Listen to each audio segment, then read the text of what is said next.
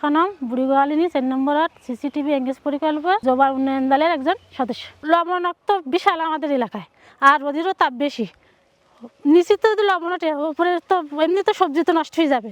CCTV engage প্রকল্প থেকে আমি প্রশিক্ষণ পেয়েছি, কৃষি প্রশিক্ষণ এবং ভার্মিস কম্পোস্টের কিছু চাষ এটা পেয়েছি।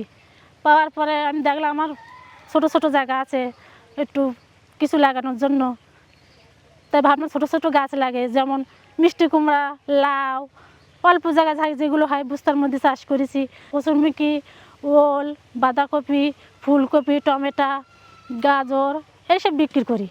বিক্রি করার ফলে দেখলাম আমি স্বাবলম্বী হচ্ছি, দিন দিন আরও বেশি আমার হাতে টাকা পয়সা থাকছে। আমার তার মানে কৃষি সিসিটিভি এঙ্গেজ প্রকল্প থেকে যে কৃষি চ্যালেঞ্জে পেয়েছি তাতে আমার উন্নতি হয়েছে, না কখনো আমার উন্নতি হতো না, আমি করতে পারতাম না।